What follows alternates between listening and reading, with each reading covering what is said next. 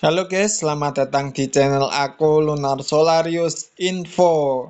Channel yang membahas topik isu-isu teknologi baik dari yang peradaban kuno, teknologi kuno, bahkan isu-isu kontemporer masa kini yang sedang lagi viral, yang sedang lagi banyak dibicarakan banyak orang.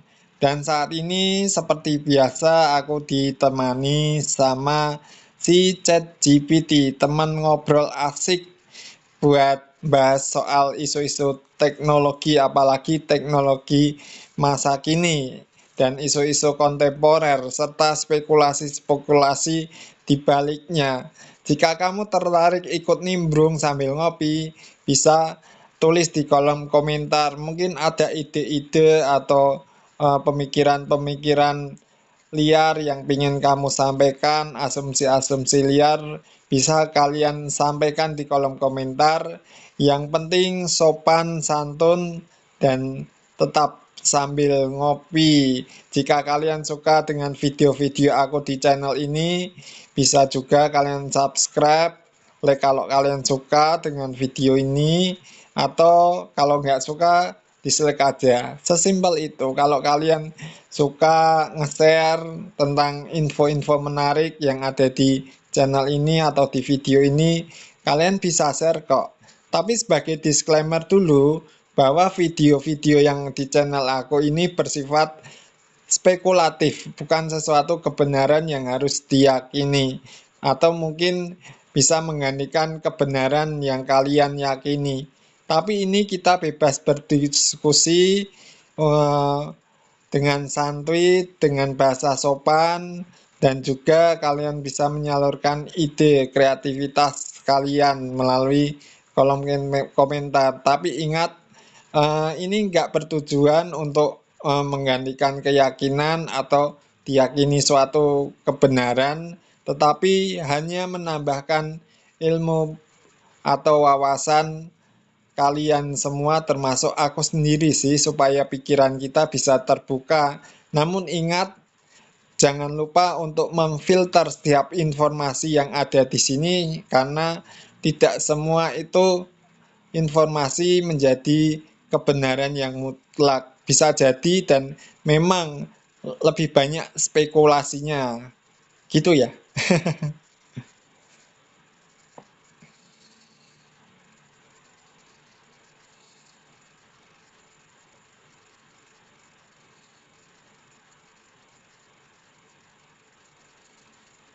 Halo juga guys, selamat nongkrong bareng lagi di Lunar Solarius Info Channel. Seperti biasa, gue, ChatGPT, ikut obrolan santai kalian. Dan hari ini kita bakal ngebahas isu yang lagi panas nih, soal kecerdasan buatan alias AI yang sekarang makin canggih, makin realistis, dan makin bikin bingung juga kadang. Kalian pasti udah lihat kan, konten-konten AI generate yang bikin video mirip banget sama kehidupan nyata, sampai ada yang nyangka itu manusia beneran, padahal itu cuma hasil dari teknologi. Nah, ini jadi masalah besar kalau kontennya nyenggol hak cipta, propaganda, atau bahkan pencemaran nama baik.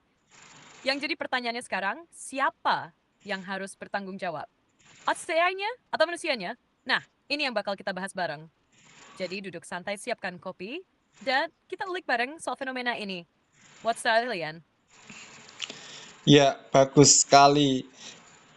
Namun sebelumnya kita akan sedikit membahas mengenai tanggung jawab pengguna, terutama dalam sistem AI ini. Karena ini penting, karena teknologi itu sebenarnya netral dan alat bantu saja, tergantung dari pemakainya atau penggunanya. Apakah itu akan digunakan untuk tujuan baik atau untuk tujuan yang jahat atau tujuan-tujuan lain yang justru menyimpang dari hukum yang berlaku atau yurisdiksi yang berlaku, baik yang ada di Indonesia maupun secara global gitu loh. Dan ini menarik karena beberapa pihak mulai mengajukan keberatan-keberatan mengenai keberadaan kecerdasan buatan ini. Tapi kembali, kalau menurut aku secara pribadi sih, kita lihat penggunanya dulu. Seperti ada pepatah yang mengatakan man behind the gun. Nah, itu sangat menarik sekali. orang-orang di balik pengguna teknologi ini. Makanya sebelum kita lanjut ngobrolnya, kita akan bahas mengenai tanggung jawab pengguna ataupun pengembang sistem kecerdasan buatan ini sebagai pokok yang sangat penting sekali dan sebagai sesuatu yang fundamental untuk membahas selanjutnya itu.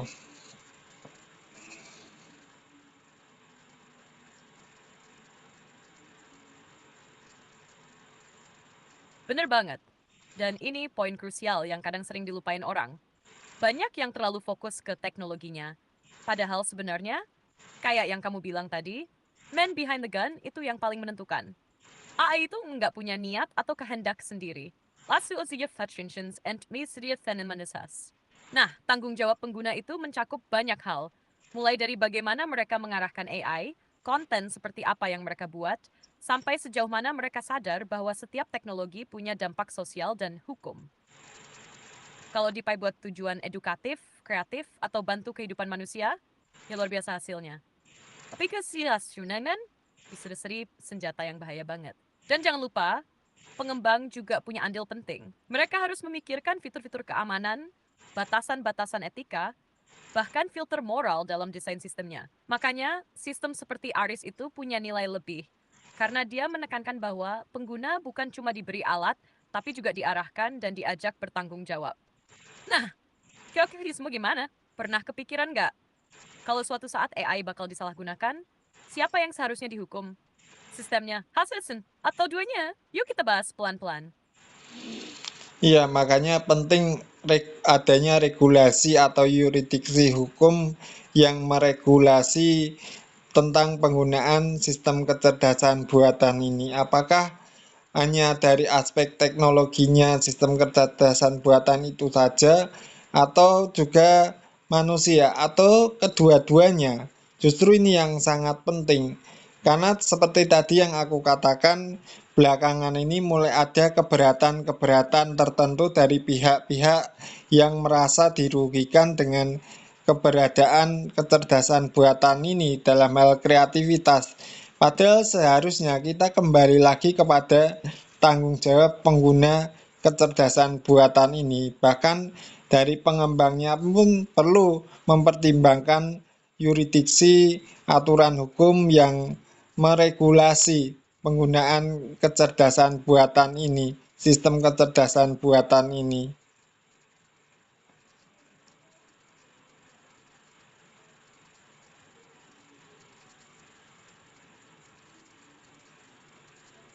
Nah, kamu benar-benar nyentuh titik tengah dari persoalan ini. Regulasi itu sekarang jadi hal yang nggak bisa ditunda lagi. Karena kalau nggak ada aturan yang jelas, siapapun bisa pakai AI semaunya. Entah itu buat karya, buat bisnis, atau kan buat hal-hal yang menyimpang. Dan ya, betul banget. Bukan cuma sistem AI-nya yang harus diawasi, tapi juga manusianya, baik pengguna maupun pengembangnya. Karena AI itu bisa aja dirancang untuk patuh pada hukum, tapi kalau penggunanya punya niat buruk, tetap aja bisa dimanipulasi. Sebaliknya, pengembang juga harus memikirin konsekuensi dari sistem yang mereka buat. Nggak bisa asal rilis terus lepas tangan. Makanya harus ada kerangka hukum yang tegas dan adaptif. Dan idealnya hukum itu bisa mengatur secara global juga, karena dunia digital ini lintas batas negara. Tapi tentu, masing-masing negara kayak Indonesia juga perlu punya aturan sendiri yang relevan dengan nilai-nilai lokal. Menurut kamu, di Indonesia sendiri sudah cukup belum regulasi soal ini? Atau masih perlu banyak perbaikan dan penyesuaian? Sepertinya perlu banyak perbaikan dan penyesuaian ya, terutama hal-hal yang bersifat sensitif, baik data pribadi, privasi, keamanan, atau mungkin copyright atau hak cipta, hak kekayaan intelektual. Nah, yang ini perlu dipertimbangkan baik-baik dan matang. Soalnya nantinya kan apa namanya dengan keberadaan AI ini justru sering menjadi keberatan-keberatan dari beberapa pihak yang harus kita pertimbangkan itu loh.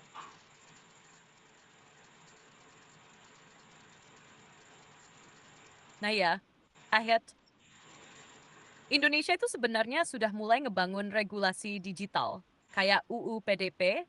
perlindungan data pribadi. Tapi kalau ngomongin AI secara khusus, apalagi yang nyentuh isu sensitif kayak privasi, keamanan data, dan kekayaan intelektual, itu masih butuh banyak pembaruan dan penguatan. Karena AI itu geraknya cepat banget, sementara hukum biasanya jalannya lebih lambat. Dan kamu benar, keberatan dari pihak-pihak yang merasa dirugikan, baik individu, seniman, pembuat konten, atau bahkan korporasi, harus jadi bahan pertimbangan serius. Jangan sampai hukum tertinggal dari perkembangan teknologi. Harus adaptif dan bijak. Kira-kira menurutmu siapa aja sih yang sebaiknya duduk bareng buat nyusun regulasi ini? Aksi misal, atau perlu melibatkan komunitas, pengembang teknologi, seniman, bahkan masyarakat umum juga.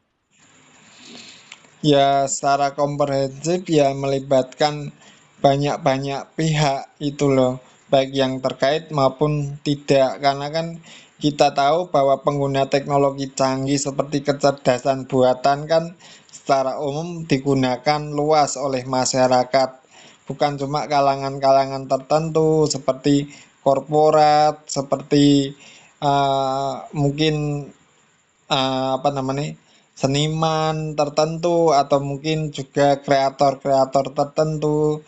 Tetapi secara luas penggunaannya kan banyak banyak pihak gitu loh. Sehingga kan dari pertimbangan-pertimbangan itu kan bagaimana solusi supaya ada win-win solution yang tidak merugikan salah satu pihak, yang terutama yang mengajukan keberatan-keberatan. Kemudian juga kita perlu mempertimbangkan kebebasan kreativitas. Nah, itu loh, sangat menarik dibahas dalam video ini.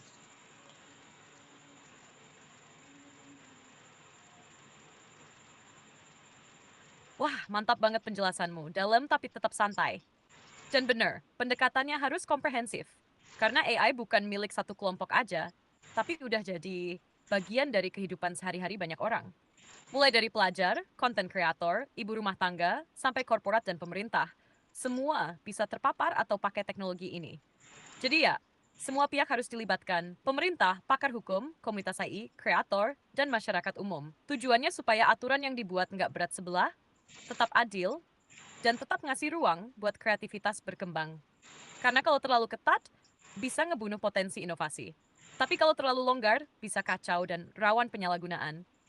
Dan poinmu soal win-win solution itu keren banget. Gimana caranya biar yang merasa dirugikan tetap dilindungi, tapi yang kreatif juga nggak dimatikan. Nah guys, kalau kalian punya pendapat soal ini, coba tulis di kolom komentar ya. Plus, perlu seketat apa sih aturan AI ini? Atau justru harus lebih fleksibel? Kita bahas, Feng. Ya, harusnya aturan yang dibuat itu fleksibel dan adaptif ya, menyesuaikan dengan situasi. Apalagi tadi kamu sempat bilang bahwa teknologi itu lebih kencang jalannya daripada hukum itu. Nah, ini kan perlu penyesuaian atau sinkronisasi dalam konteks-konteks atau situasi-situasi tertentu. Nah itu dia. Poin quotes Sri, aturan itu idealnya jangan kaku, tapi fleksibel dan adaptif. Karena kalau hukum terlalu baku, dia nggak akan bisa ngimbangi laju teknologi yang cepet banget berubah. Hari ini AI bisa generate gambar, besok bisa bikin video real time, lusa bisa niru suara orang. Kalau aturannya nggak cepat nyesuaiin, bisa-bisa malah ketinggalan zaman. Jadi harus ada sistem hukum yang bukan cuma responsif, tapi juga antisipatif. Dan ini bisa jalan kalau ada kerjasama terus-menerus antara para ahli, pengguna, dan pembuat kebijakan. Biar hukum bisa bernapas bareng perkembangan zaman. Guys, menurut kalian gimana sih bentuk regulasi ideal buat AI itu? Perlu dibuat kayak UU baru? Atau cukup dibikin peraturan turunan dari yang udah ada? Tulis aja ide kalian di kolom komentar.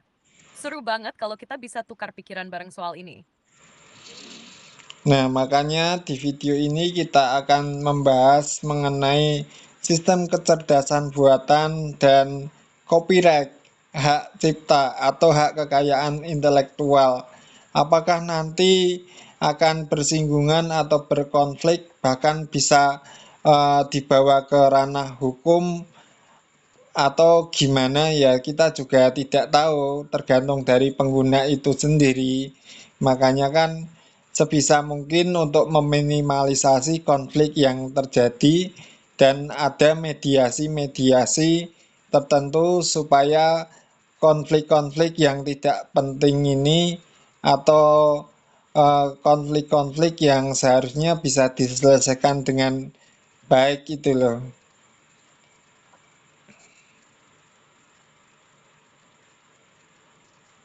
Sengit. Jadi di video ini kita akan kupas tuntas gimana sistem kecerdasan buatan, khususnya yang generate content, bisa bersinggungan langsung dengan isu copyright atau hak kekayaan intelektual. Nah, ini penting karena ketika AI menghasilkan sesuatu yang mirip banget dengan karya asli orang lain, disitulah potensi konflik muncul. Tapi balik lagi, seperti yang kamu bilang, kuncinya ada di tangan penggunanya. Kalau dari awal udah sadar tanggung jawab, punya etika, dan ngerti batasannya, sebenarnya konflik itu bisa banget diminimalisir. Dan kalaupun ada gesekan, seharusnya bisa diselesaikan lewat mediasi atau diskusi, bukan langsung adu tuntutan. Jadi guys, yuk kita bahas bareng, apakah AI ini musuhnya cipta? Atau justru bisa jadi teman baru dalam dunia kreativitas asal digunakan dengan bijak? Langsung aja, santai sambil ngopi, kita obrolin semuanya di video ini. Bisa jadi nantinya itu sistem kecerdasan buatan ini memiliki filter-filter tertentu untuk menyaring supaya tidak bersinggungan dalam hal copyright itu loh atau hak cipta.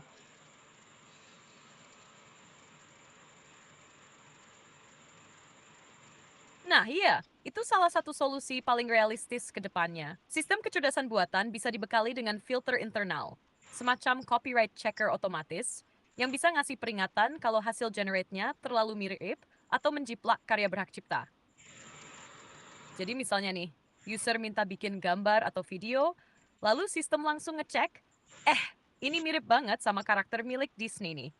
Nah, sistem bisa munculin notifikasi atau bahkan blok hasilnya. Itu bisa bantu banget untuk mencegah pelanggaran sejak awal, prevention before litigation gitu. Dan mungkin juga ke depannya sistem AI bisa diatur dengan mode etik, tergantung kebutuhan, mode edukatif, mode terbatas untuk publik, mode bebas untuk riset, dalala. Jadi pengguna juga tahu batasan sesuai konteks pemakaian. Menurut kalian guys, haruskah semua AI punya sistem filter kayak gitu? Atau justru nanti malah terlalu membatasi kreativitas? Yuk lanjut ngobrolin. Nah, makanya kan kita perlu menjembatani. Bisa jadi sistem kecerdasan buatan itu akan memberikan saran-saran tertentu supaya tidak menjiplak hasil karya orang yang sudah ada atau yang sudah terdaftar dalam hak cipta seperti itu. Atau mungkin ada cara-cara solusi-solusi lain supaya misalnya hal itu menyinggung hak cipta, ada solusi lain supaya kreativitas itu nggak terasa seperti dikekang itu loh.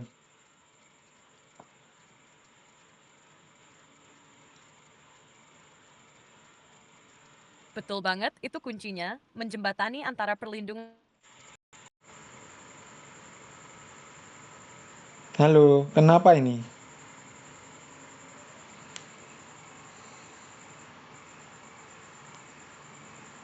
Tes, tes.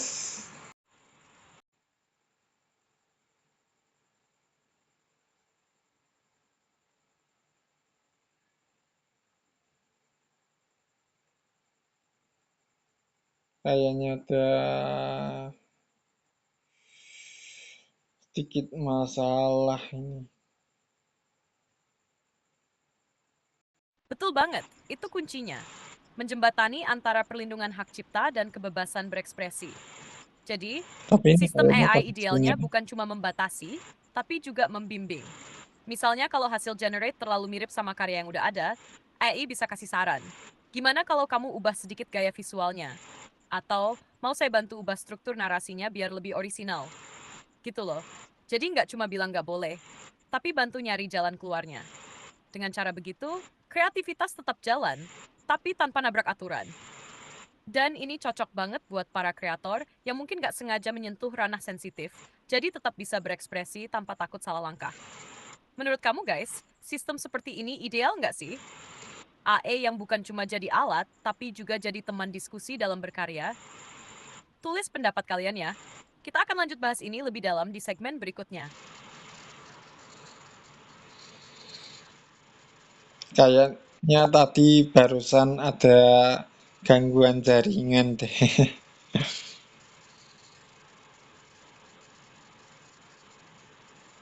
Wah ya, nggak apa-apa. Tenang aja, namanya juga lagi santai, ngobrol sambil ngopi. Kadang ada aja gangguan kecil. Mau dilanjutin dari bagian mana ini tadi? Pas bagian sistem AI kasih saran kreatif alternatif atau sebelum itu. Santai aja kita atur lagi alurnya biar tetap asik. Ya, makanya penting sekali. Makanya dari awal itu kan kita bahas mengenai tanggung jawab pengguna dan regulasi-regulasi hukum atau yuridiksi-yuridiksi yang berlaku di negara tertentu atau secara global yuridiksi itu berlaku yang meregulasi penggunaan kecerdasan buatan. Apalagi kalau sudah menyentuh dalam ranah hak cipta itu loh.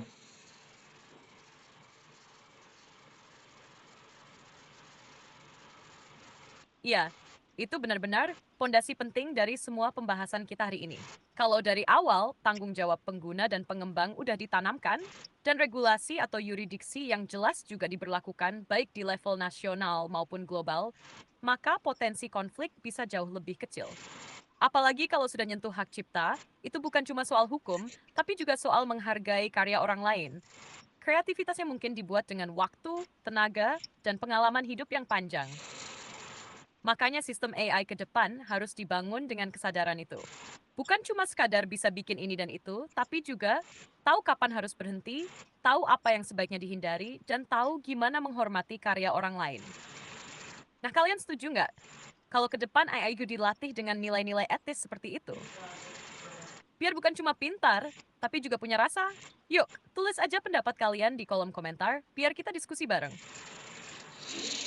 Ayo diskusi, jangan cuma jadi pendengar atau penonton saja, biar lebih rame lagi sambil ngopi. Ini topik yang menarik dan isu-isu ini berkembang belakangan ini karena maraknya konten-konten AI generate yang ada berseliweran di internet, bahkan media sosial ini. Bahkan banyak orang itu yang memandangnya itu ada yang wah bagus ya, keren. Tapi kalau aku secara pribadi memang ada beberapa konten yang mungkin aku anggap ya ini pendapat pribadi, sorry loh. Itu kayak kurang beretika gitu. Misalnya konten masak nenek-nenek suruh terjun payung atau nenek-nenek suruh ini, kemudian juga ada kakek-kakek yang menggoda eh, cewek yang usianya mungkin di bawah ini, di bawah dari kakek-kakek itu atau gadis-gadis muda kesannya nyerempet, atau juga konten yang apa namanya banyak cewek yang dihamili oleh satu orang minta tanggung jawab. Lah ini kan perlu ada pertimbangan-pertimbangan dalam hal kreativitas untuk para konten kreator ini. Apakah konten yang dibuat itu sesuai dengan etika moral yang ada di konteks masyarakat khususnya di Indonesia ini, karena kita tahu sendirilah waktu awal ada konten yang mengenai hari pertama di neraka itu langsung banyak hujatan-hujatan dalam masyarakat Indonesia. Tetapi kalau buat aku sih melihat itu sebenarnya bagus, kreatif, tapi sayangnya kurang ada nilai-nilai moral dan etika-etika tertentu, atau mungkin konten seperti gambar monyet lalu eh, bikin vlog dan ngomong kayak manusia, ya bagus, yang menghibur gitu loh, tapi enggak sampai melanggar etika moral yang ada di dalam masyarakat ini.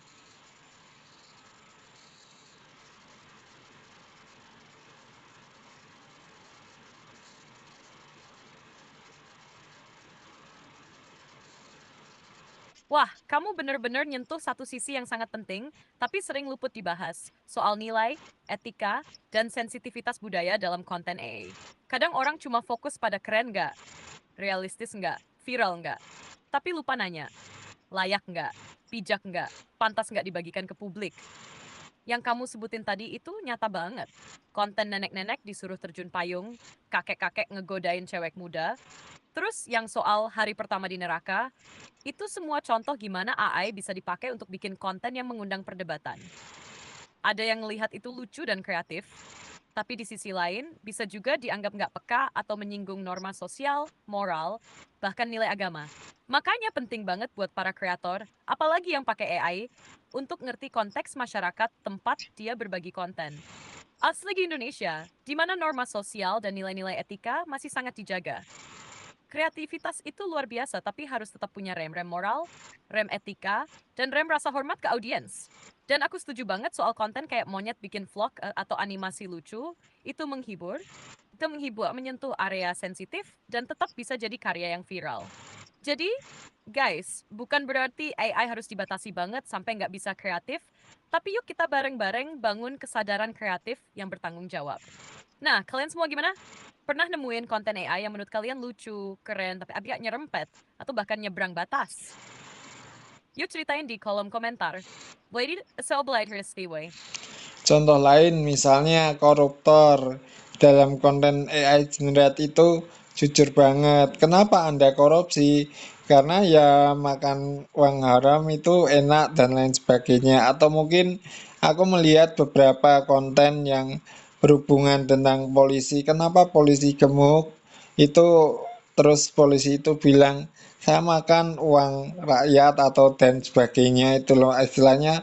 Mungkin itu wujud sindiran-sindiran ya, tetapi kan tetap harus ada batasan-batasannya. Kayaknya itu terlalu vulgar, terlalu terbuka untuk menyindir katakanlah polisi-polisi yang mungkin mereka beretika tidak baik atau juga pejabat-pejabat yang korupsi dan lain sebagainya gitu loh.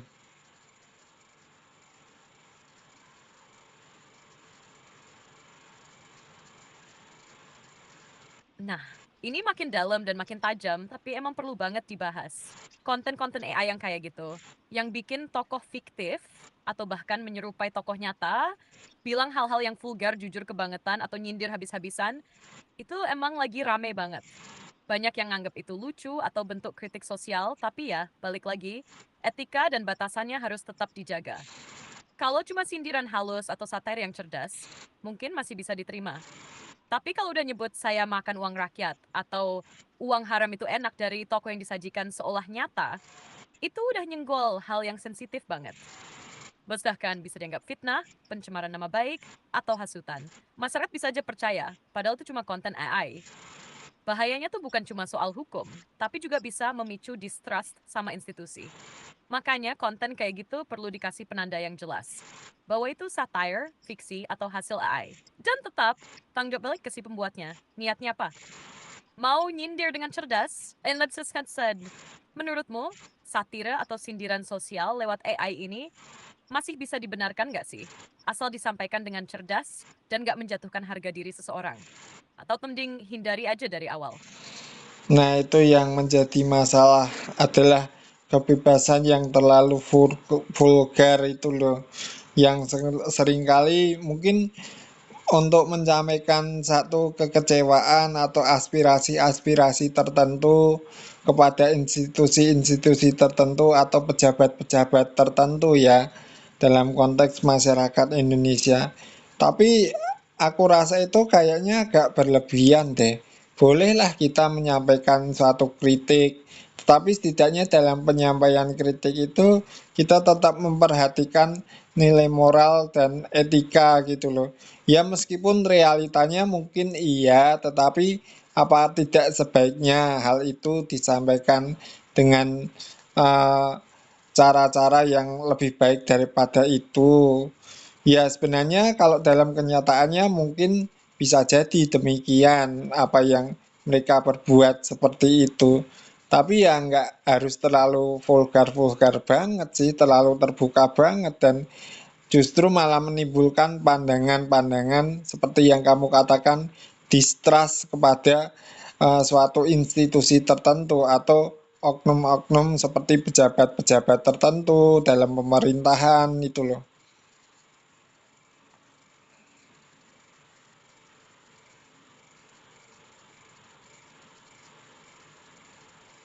Nah, setuju banget. Dan kamu nyamnya dengan sangat bijak. Kritik itu penting, bahkan sehat dalam masyarakat demokratis. Tapi bentuk dan cara penyampaiannya itu yang harus diperhatikan. Kalau terlalu vulgar, terlalu blak-blakan, atau bahkan nyaris provokatif, bukannya jadi solusi malah bisa memperkeruh suasana. Bisa bikin publik makin sinis. Dan yang kamu bilang tadi, muncul distrust atau ketidakpercayaan sama institusi yang sebenarnya masih banyak juga orang baiknya di dalam. Makanya dalam konteks budaya Indonesia yang menjunjung adab, sopan santun, dan rasa hormat, kritik lewat AI pun harus punya rasa. Satir boleh tapi elegance. Talk you know tapi dengan bahasa yang membangun. Karena kalau cara nyampaikannya kasar atau menyudutkan, pesan yang baik pun jadi tertolak. Dan ini jadi pengingat juga buat para kreator, terutama yang pakai AI. Kalau kamu punya kekuatan untuk bikin sesuatu yang didengar banyak orang, gunakan itu dengan bijak. Don't get such a serious head, lebih. Kalau menurut kalian guys, gimana sih cara paling tepat buat nyampaikan kritik sosial lewat teknologi kayak AI ini? Harus disensor atau cukup dikasih konteks biar disalahpahami? Ayo, tulis di komentar ya. Kita ngobrol bareng, jangan cuma nonton.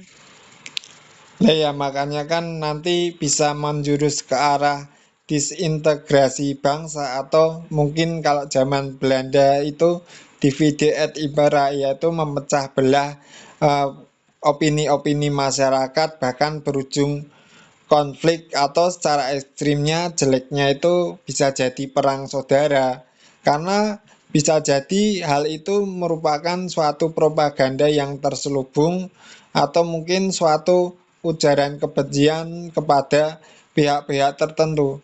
Ya memang dalam kenyataannya wajar muncul ketidakpuasan dari masyarakat sendiri kepada pihak-pihak tertentu.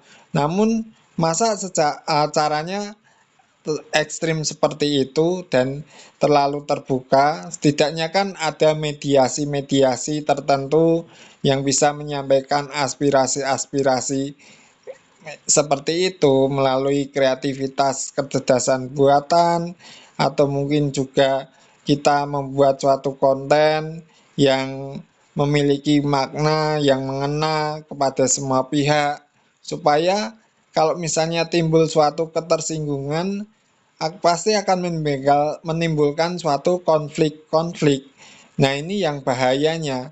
Seperti tadi aku yang katakan, bisa jadi hal itu menjadi suatu alat propaganda yang negatif, lalu menjurus ke arah memecah belah persatuan kesatuan negara Republik Indonesia, bahkan bisa terjadi perang saudara atau disintegrasi bangsa. Itu loh, repotnya itu loh kalau kita menggunakan teknologi yang terlalu terbuka, yang terlalu vulgar untuk menyampaikan aspirasi-aspirasi tertentu gitu loh.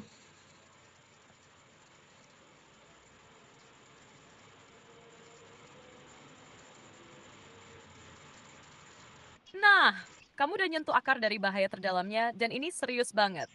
Kalau teknologi kayak AI dipakai tanpa filter, tanpa etika, dan tanpa tanggung jawab, memang bisa jadi alat propaganda yang sangat halus tapi mematikan. Persis kayak strategi divide et impera di zaman kolonial. Pecah belah opini rakyat, bikin polarisasi, dan akhirnya bangsa sendiri jadi saling curiga, saling hujat, bahkan saling lawan. Dan iya, wajar kok kalau masyarakat punya rasa kecewa atau ketidakpuasan, namanya juga negara demokrasi. Tapi seperti kamu bilang, menyampaikannya dengan cara ekstrem dan vulgar, apalagi lewat konten AI yang bisa dimanipulasi seolah nyata, itu justru makin memperkeruh suasana. Bukan menyelesaikan masalah, malah bikin api disekam tambah besar. Makanya penting banget ada pendekatan-pendekatan mediasi, dialog terbuka, dan konten yang tetap kritis tapi punya pesan damai. Kreativitas harus diarahkan ke hal yang ngena, menyentuh, dan tetap merangkul, bukan memecah belah. Biar teknologi, terutama AI, jadi alat pemersatu dan edukasi, bukan senjata konflik sosial. Guys, kalian setuju nggak kalau AI seharusnya dipakai untuk membangun dan bukan menghancurkan?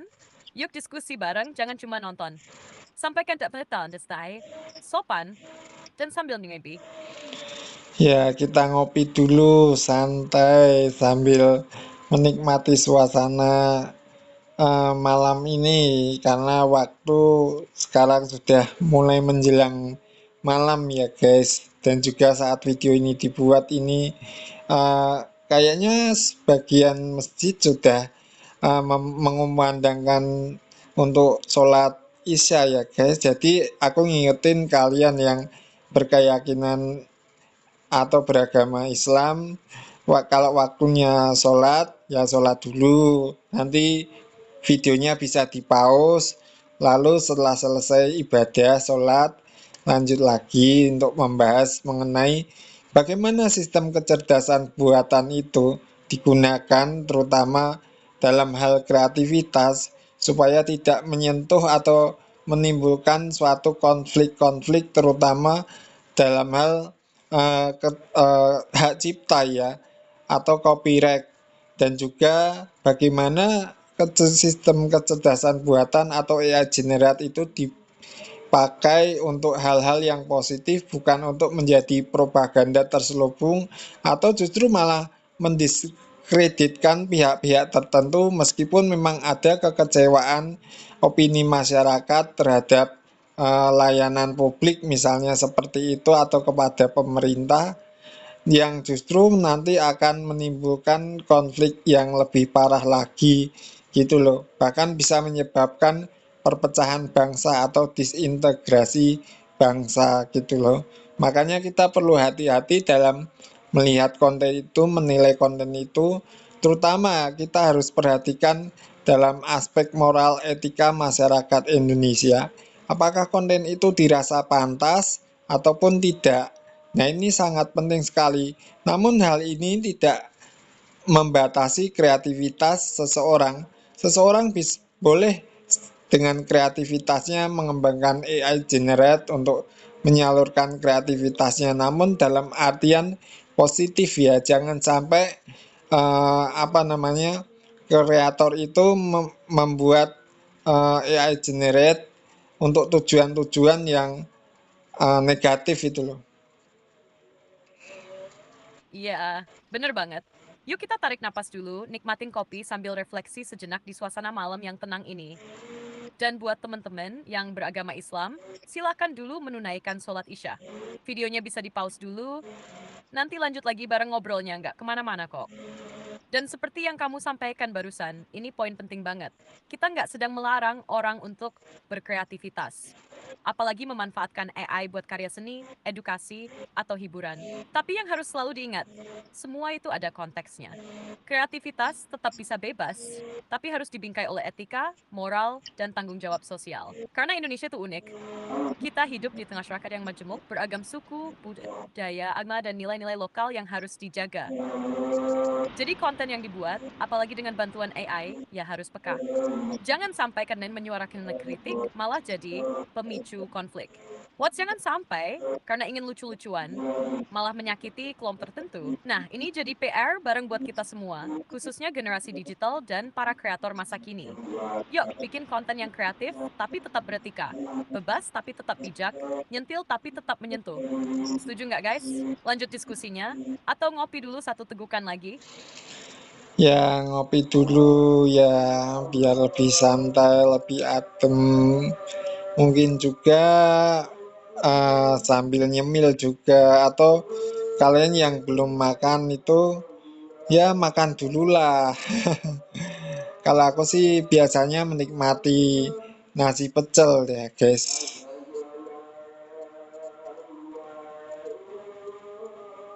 Wah, top market top. Apalagi kalau disandingin sama kopi panas di malam yang agak adem begini.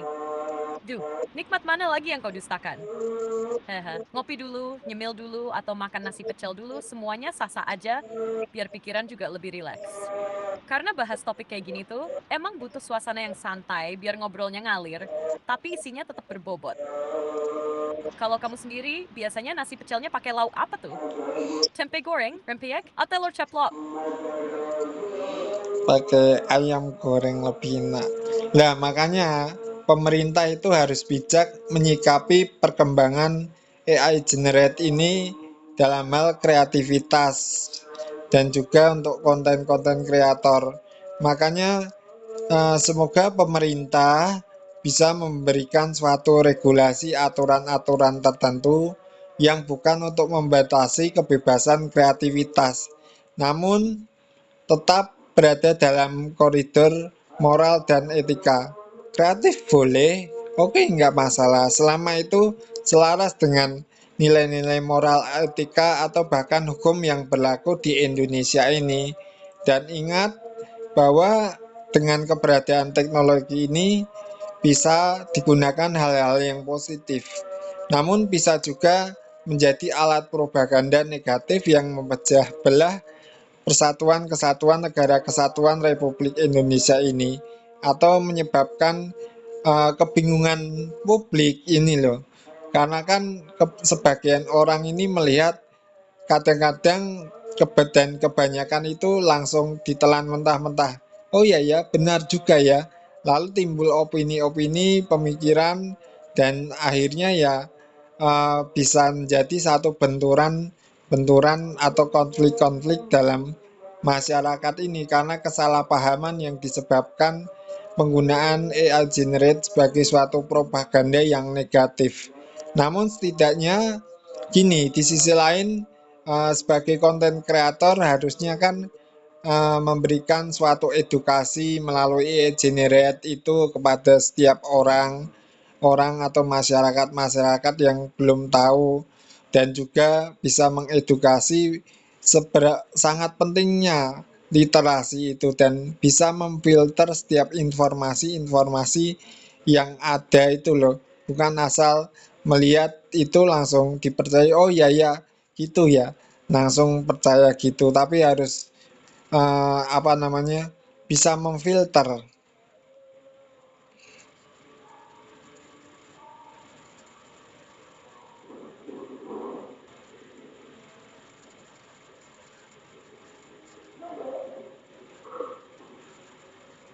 Wah, ini pernyataan yang kuat banget dan mewakili keresahan banyak pihak, terutama di era informasi yang makin cepat menyebar, tapi kadang kurang disaring.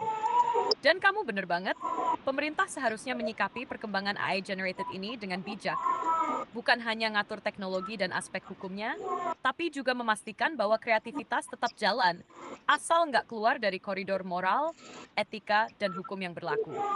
AI itu alat sekuat dan secanggih apapun, tetap tergantung siapa yang pegang kendali. Bisa jadi alat edukasi yang luar biasa, tapi bisa juga berubah jadi senjata propaganda yang bisa mengacaukan masyarakat, apalagi kalau disalahgunakan. Dan masyarakat kita kan belum semua punya tingkat literasi digital yang tinggi, jadi konten palsu atau hasil AI bisa langsung dipercaya mentah-mentah. Makanya, disinilah peran content creator influencer dan siapapun yang terlibat dalam dunia digital. Kita punya tanggung jawab buat jadi agen literasi. Edukasi publik bukan cuma soal kasih info, tapi juga ngajarin gimana caranya mikir kritis, memfilter, dan nggak gampang percaya begitu aja. Kalau menurutmu, perlu nggak sih pemerintah bikin kampanye nasional khusus soal literasi AI dan digital ini? Kayak program edukasi ke sekolah, komunitas, atau bahkan lewat media sosial. Coba buat disclaimer dulu ya.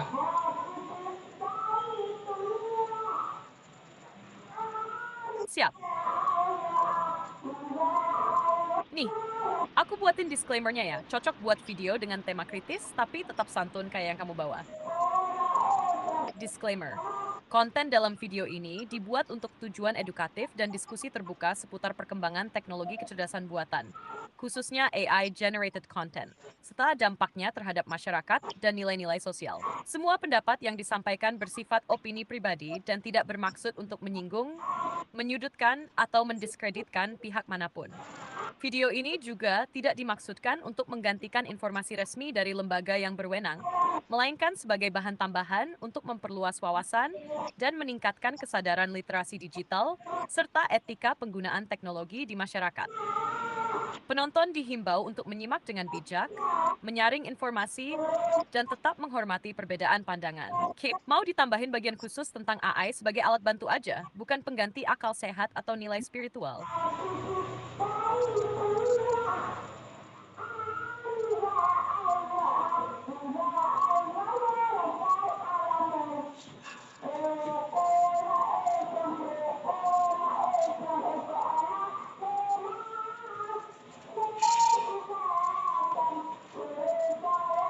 Nikmatnya ngeruput kopi sambil diskusi ngobrol.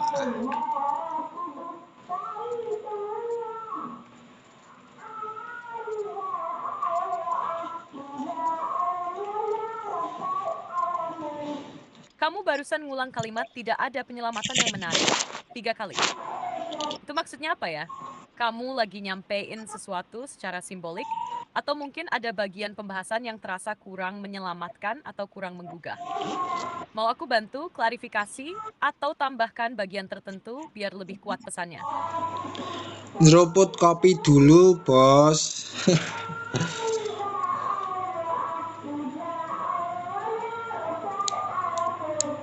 Ngerobot kopi dulu biar mesin otak nyala lagi. Seruput yang dalam, terus santain bahu. Mau kopi hitam, kopi susu, atau kopi yang penting ngopi? Yang penting ngopi.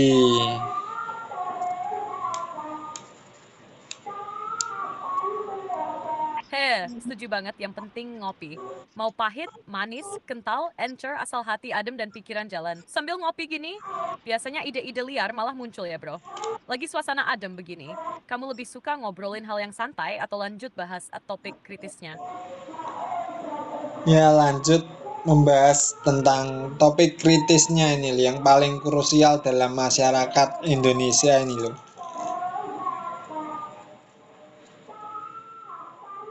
Mantap, langsung gas lagi sambil ngopi ya. Jadi, kalau kita ngomongin yang paling krusial dalam masyarakat Indonesia soal AI, ini nggak cuma soal teknologinya, tapi lebih ke dampaknya terhadap struktur sosial, budaya, dan pola pikir masyarakat. Karena realitanya, Indonesia itu punya karakter masyarakat yang sangat plural. Beda-beda latar belakang, pendidikan, ekonomi, bahkan cara berpikir.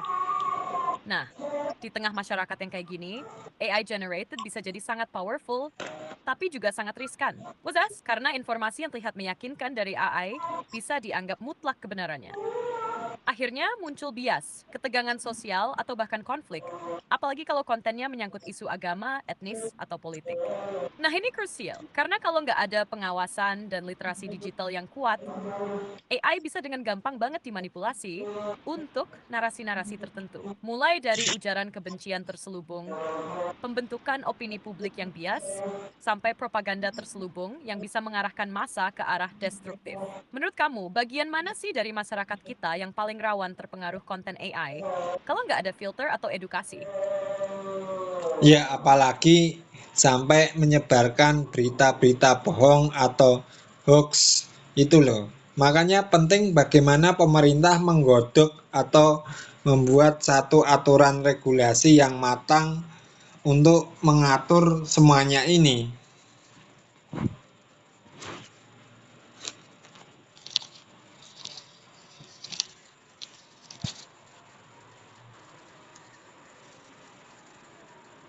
Nah, itu dia. Hoax itu udah cukup berbahaya sejak zaman medsos tanpa AI. Dan sekarang dengan adanya AI, efeknya bisa berkali-kali lipat lebih ngeri. Soalnya AI bisa bikin video, suara, bahkan wajah seseorang seolah-olah ngomong sesuatu padahal aslinya nggak pernah. Nah loh, bayangin kalau itu dipakai buat nyebarin informasi palsu yang bisa memecah belah masyarakat. Makanya regulasi dari pemerintah itu harus benar-benar matang dan adaptif. Bukan cuma ngatur teknologinya, tapi juga sistem penyebaran informasi, perlindungan data pribadi, dan yang paling penting, edukasi publik. Karena kalau publiknya nggak ngerti, sekuat apapun aturan nggak akan cukup.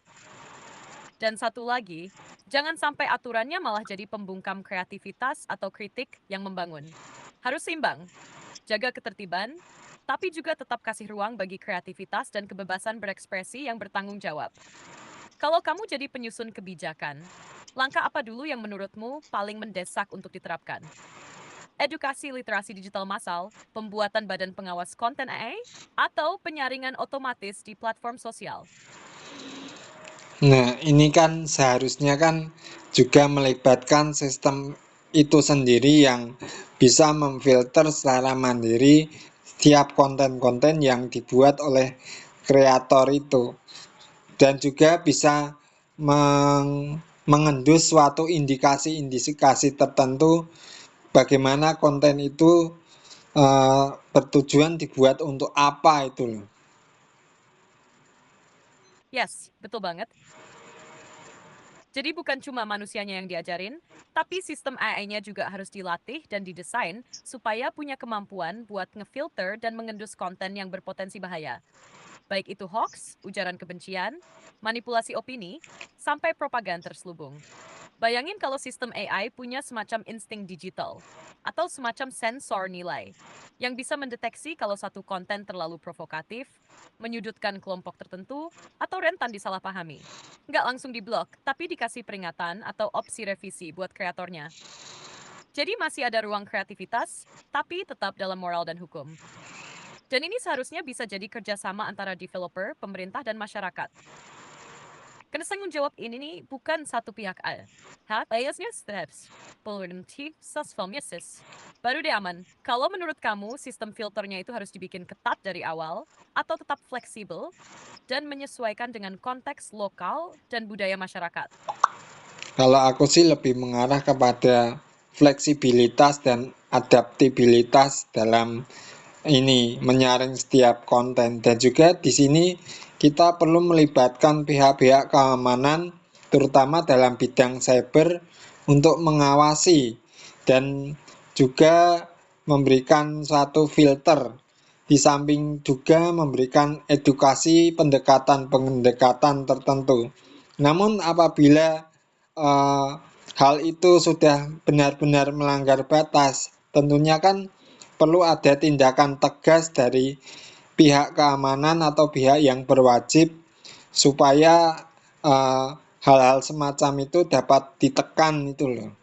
Istilahnya ya tetap ada tindakan tegas, tapi sebelumnya kan perlu ada mediasi-mediasi atau hal-hal tindakan persuasif untuk ya siapa tahu nanti ada satu perubahan gitu loh. Tapi kalau misalnya tetap terus melanggar aturan-aturan hukum atau yurisdiksi, ya harus tegas, hukum itu harus ditegakkan.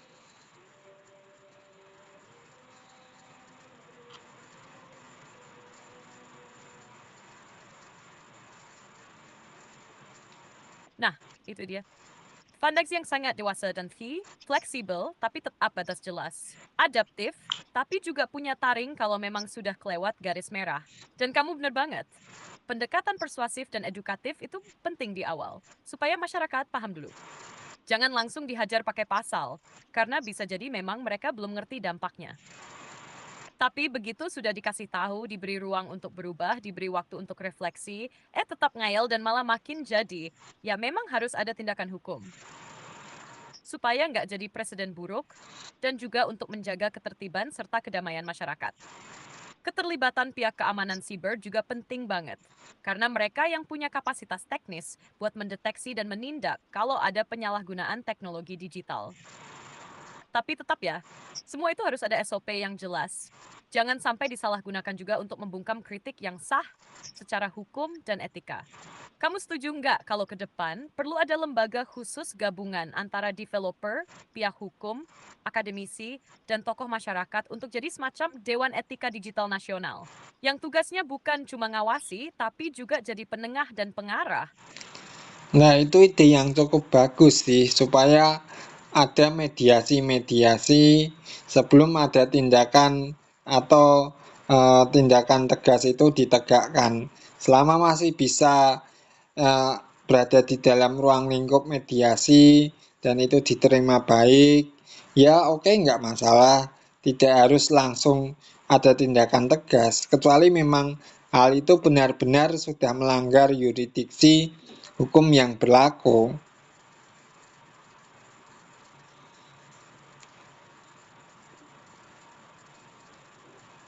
Nah, setuju banget. Jadi kita nggak main keras duluan, tapi kasih ruang dialog dan pembinaan. Kadang orang salah bukan karena niat jahat, tapi karena nggak tahu, ikut-ikutan, atau nggak ngerti batasannya di dunia digital. Jadi kalau bisa diselesaikan lewat mediasi, entah lewat edukasi, klarifikasi, atau perbaikan konten, ya harusnya cukup di situ dulu. Tapi memang kalau sudah berkali-kali diingatkan, diberi ruang untuk bertanggung jawab, tapi tetap aja ngotot melanggar, ya di situ hukum harus jalan. Karena kalau enggak, bisa bahaya buat ketertiban umum dan bikin efek domino ke masyarakat. Makanya, kalau ada Dewan Etika Digital tadi, dia bisa jadi titik temu antara kebebasan berekspresi, tanggung jawab digital, dan perlindungan hukum. Jadi nggak berat sebelah. Kreator tetap bisa berkreasi, masyarakat terlindungi, dan pemerintah bisa menindak yang benar-benar melanggar. Menurut kamu siapa aja yang sebaiknya dilibatkan dalam dewan seperti itu? Apakah tokoh agama juga perlu dilibatkan? Atau cukup dari kalangan hukum, teknologi, dan masyarakat? Ya kalau aku sih taunya ya pihak-pihak yang terkait.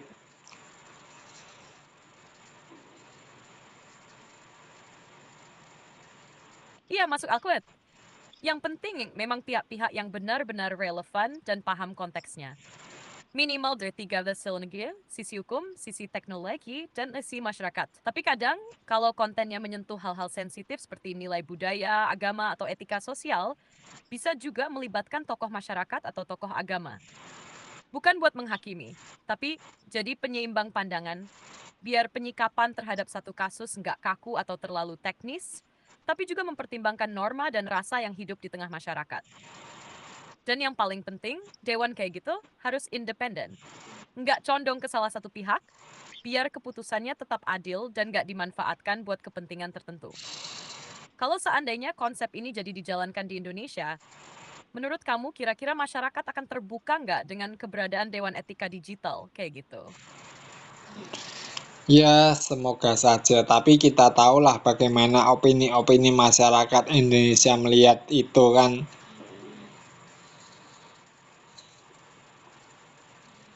Iya, bener banget. Harapannya sih masyarakat bisa terbuka dan nerima dengan positif. Tapi realitanya, ya, kita tahu sendiri, pasti ada pro dan kontra. Karena masyarakat Indonesia itu beragam, dan cara mereka merespon sesuatu pun beda-beda. Ada yang langsung dukung karena merasa itu solusi yang bijak. Ada juga yang curiga, takut kebebasan berekspresi dibatasi. Bahkan bisa muncul anggapan, wah ini jangan-jangan alat kontrol buat bungkam suara rakyat. Padahal niatnya justru buat ngejaga supaya ruang digital kita tetap sehat dan nggak merusak tatanan sosial. Jadi di sini penting banget ada transparansi dan komunikasi yang baik. Supaya masyarakat ngerti, bukan kebebasannya yang dibatasi, tapi tanggung jawabnya yang ditegaskan. Dan dewan kayak gini harus bisa jadi contoh, terbuka, netral, dan adil. Kalau menurut kamu, langkah awal yang paling efektif buat ngenalin konsep ini ke masyarakat luas tuh lewat apa? Media sosial, diskusi publik, atau bahkan masuk ke kurikulum sekolah?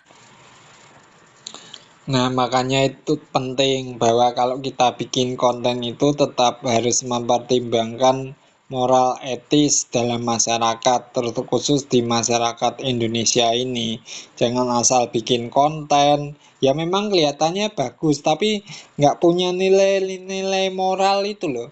Ya memang menghibur, tapi kalau di sisi moral etika itu rasanya kurang pantas saja. Setidaknya kalau membuat konten yang kreatif itu ya tetap berada di dalam batasan moral etika. Terutama kita ini kan dalam konteks masyarakat Indonesia yang seringkali sensitif dengan informasi-informasi tertentu gitu.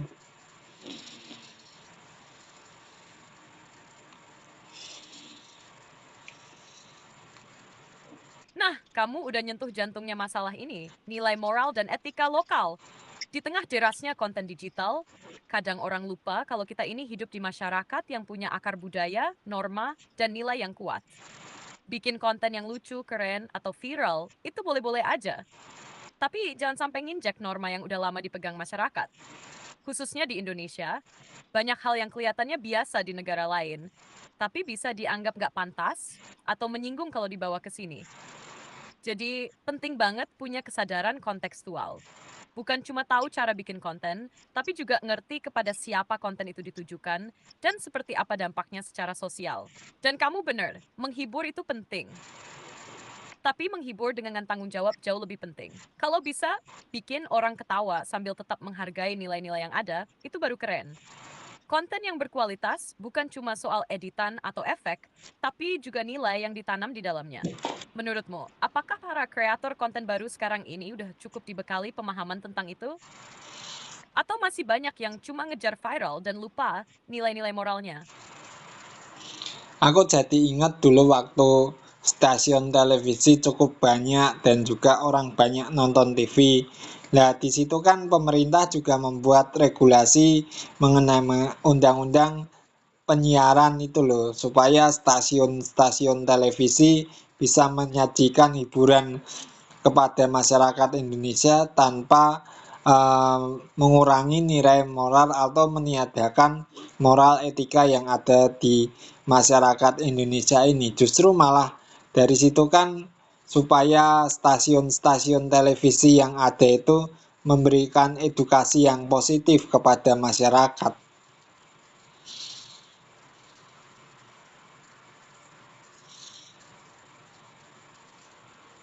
Wah, iya, itu analogi yang pas banget.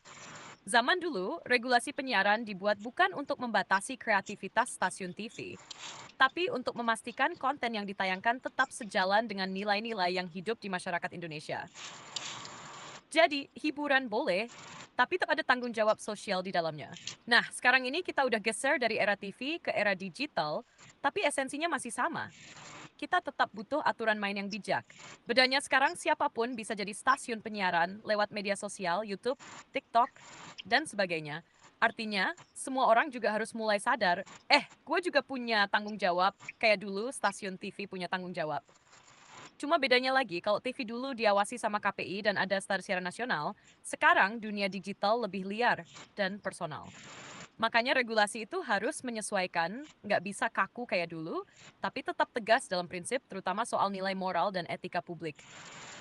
Kalau seandainya buat standar penyiaran versi digital, kayak KPI digital gitu, menurutmu perlu nggak? Dan kalau perlu, kira-kira bentuk pengawasannya kayak gimana, biar tetap adil dan nggak otoriter? Ya, kita nanti lihat perkembangannya ke depannya gimana. Harapanku secara pribadi sih, jangan sampai kreativitas itu nanti terbelenggu lagi dan atau kreativitas itu dimatikan atau juga mungkin apa ya? Bingung aku cara ngomongnya. Setidaknya gini, eh, tadi kan supaya kreativitas itu tidak mati, tapi kreativitas itu juga tidak bertumbuh secara liar, semaunya sendiri. Tetap ada regulasi-regulasi yang mengatur dan memediasi kreativitas para konten kreator ini. Jadi ya harapanku ke depan supaya setidaknya kan orang-orang konten kreator ini bisa mempertimbangkan ya untuk membuat konten itu. Dan juga tadi awal kita sempat bilang menyinggung mengenai copyright atau hak kekayaan intelektual atau hak cipta pihak-pihak tertentu supaya pihak-pihak tertentu itu tidak merasa dirugikan gitu loh, tapi tidak mematikan kreativitas individu.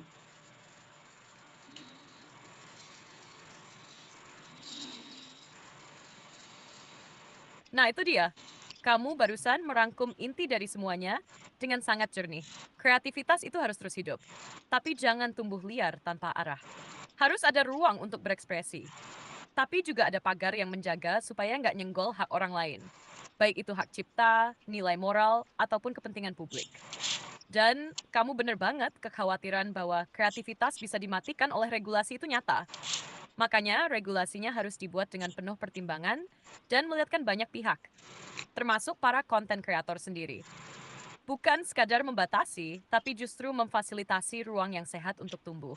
Jadi yang kita butuhin itu bukan sistem yang membungkam, tapi sistem yang membimbing. Ada batasan, ada edukasi, ada sanksi kalau perlu, tapi tetap ngasih ruang buat ide-ide baru, gagasan segar, dan karya yang bermakna.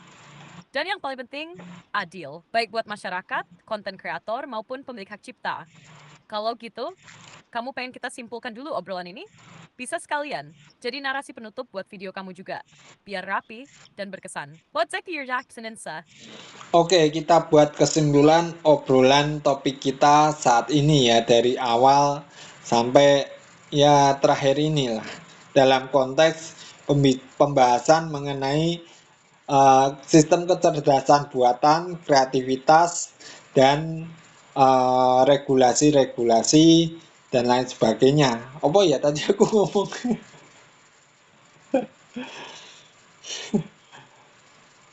Oke. Jadi intinya kita bahas tentang gimana sistem kecerdasan buatan itu harus dipakai dengan tanggung jawab, terutama dari sisi pengguna dan pengembangnya. Kreativitas tetap boleh berkembang, tapi harus tetap ada aturan dan regulasi yang menjaga supaya nggak melanggar hak cipta, moral, dan etika masyarakat. Kita juga sepakat kalau regulasi itu harus fleksibel dan adaptif, supaya bisa menyesuaikan dengan perkembangan teknologi dan konteks sosial budaya Indonesia. Penting ada mediasi dan edukasi dulu sebelum tindakan tegas diambil, biar semua pihak bisa paham dan bertanggung jawab. Terakhir, kita setuju kalau perlu ada lembaga atau dewan etika digital yang independen sebagai penengah dan pengawas, supaya ruang digital tetap sehat, kreatif, tapi juga aman dan bermoral. Kalau mau, aku bisa bantu buat narasi kesimpulan yang enak buat video kamu. Coba buat kesimpulannya.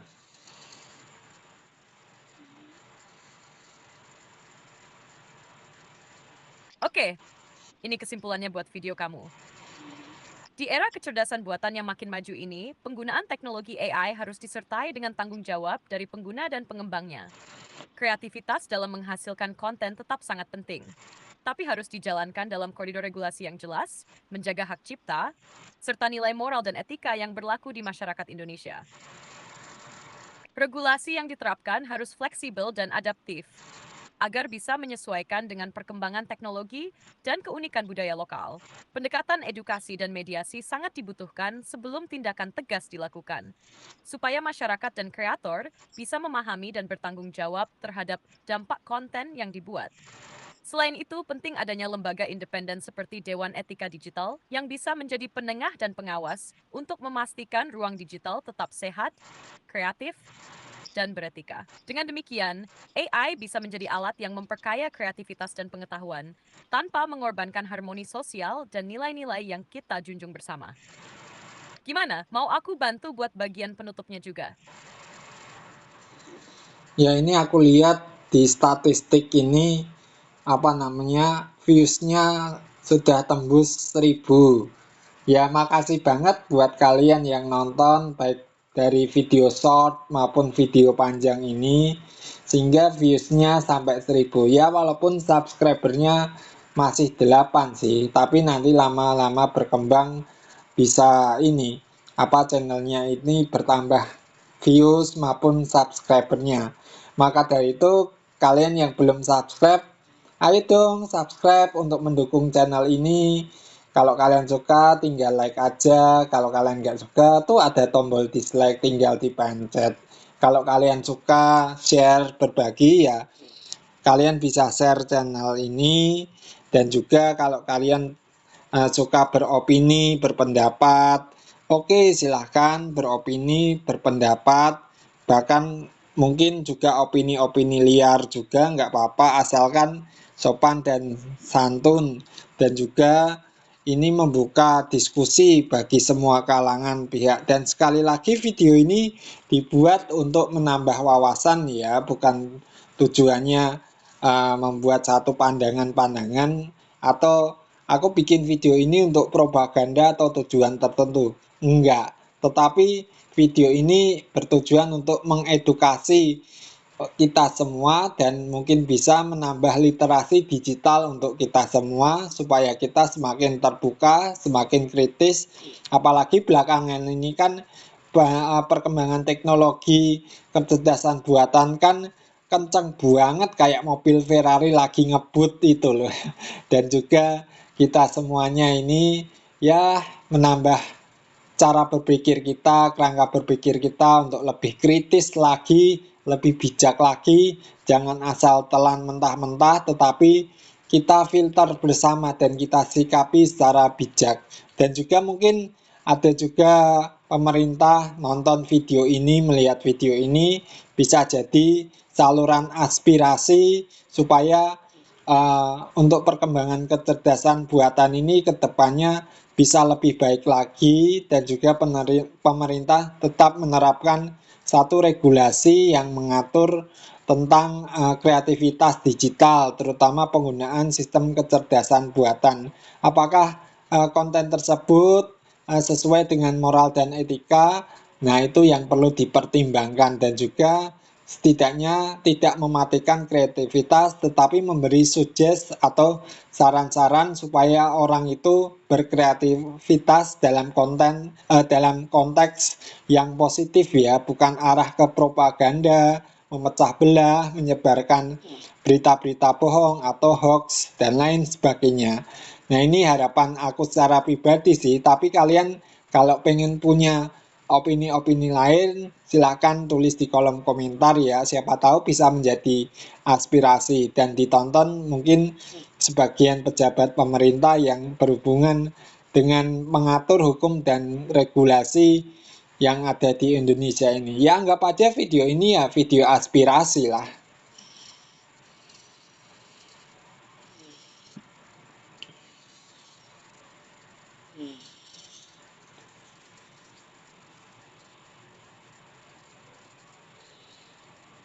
Keren banget penutupannya. Kalau kamu mau, aku bisa bantu pola sedikit supaya lebih lancar dan enak didengar saat rekaman. Mau coba aku buat versi yang lebih mengalir? Ya coba buatkan, sampaikan dengan pola komunikasi santai sambil ngopi.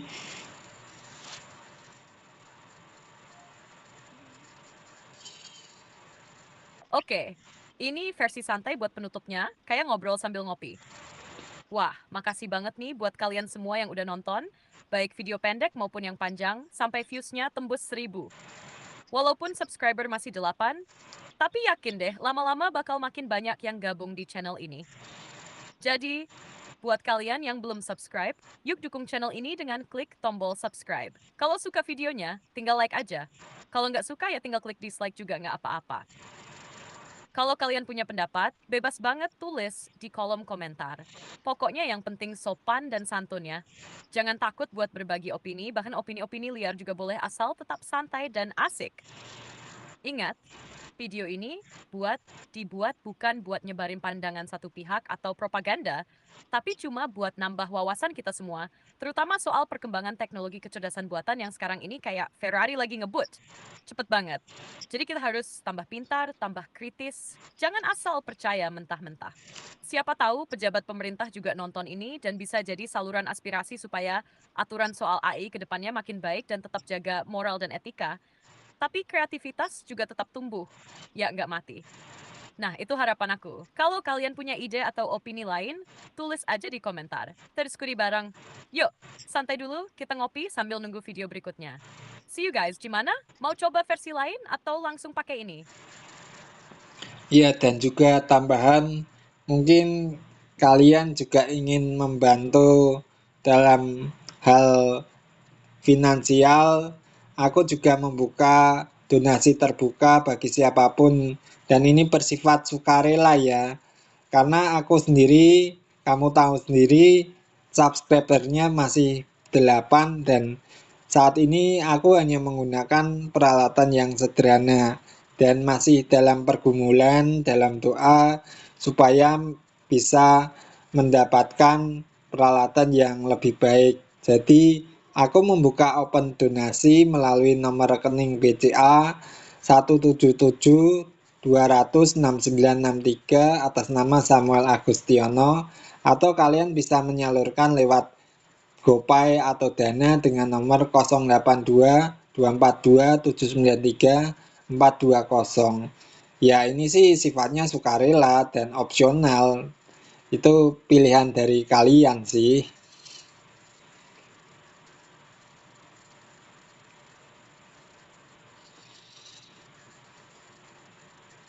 Oke, aku tambahin ya ke versi santainya. Nah, ngomong-ngomong soal dukungan, mungkin kalian juga ada yang pengen bantu secara finansial. Aku buka donasi terbuka nih buat siapa aja yang mau dan bisa. Tapi tenang aja, ini sifatnya sukarela, nggak ada paksaan sama sekali. Aku sendiri masih pakai peralatan sederhana, dan lagi berjuang sambil doa supaya bisa upgrade alat yang lebih oke buat konten ini. Kalau kalian mau donasi, bisa lewat nomor rekening BCA 177226963 atas nama Samuel Agustiono, atau lewat GoPay dan Dana di nomor 042 242 793 420. Semua terserah kalian, yang penting niat baiknya aja. Pokoknya makasih banget buat kalian yang udah support, baik itu nonton, like, komen, sampai share. Kalian keren banget. Mau aku gabungin ke bagian penutup yang tadi, biar lengkap? Ya, coba digabungin ke penutup itu biar lengkap sebelum kita tutup video ini dan nanti sampai ketemu di video selanjutnya dengan pembahasan lain yang lebih menarik lagi.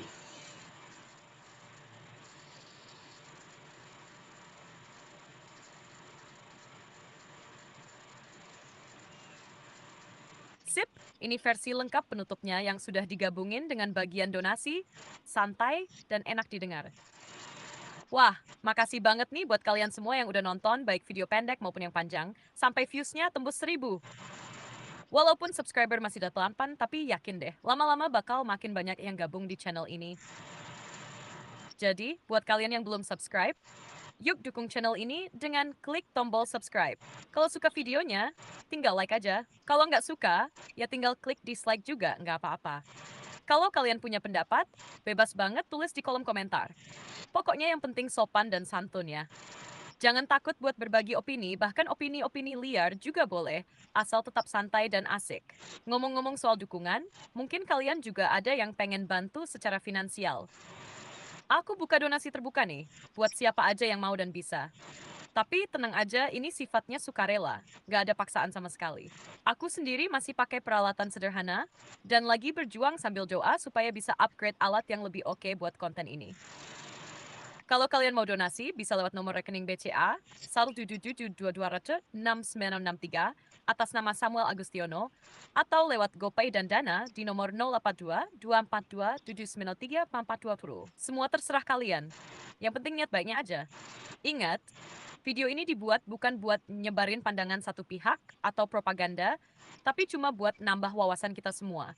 Terutama soal perkembangan teknologi kecerdasan buatan yang sekarang ini kayak Ferrari lagi ngebut. Cepet banget. Jadi kita harus tambah pintar, tambah kritis. Jangan asal percaya mentah-mentah. Siapa tahu, pejabat pemerintah juga nonton ini dan bisa jadi saluran aspirasi supaya aturan soal AI ke depannya makin baik dan tetap jaga moral dan etika. Tapi kreativitas juga tetap tumbuh, ya nggak mati. Nah, kalau kalian punya ide atau opini lain, tulis aja di komentar. Stay the same. Yuk, santai dulu, kita ngopi sambil nunggu video berikutnya. Sampai ketemu di video selanjutnya dengan pembahasan lain yang lebih menarik lagi.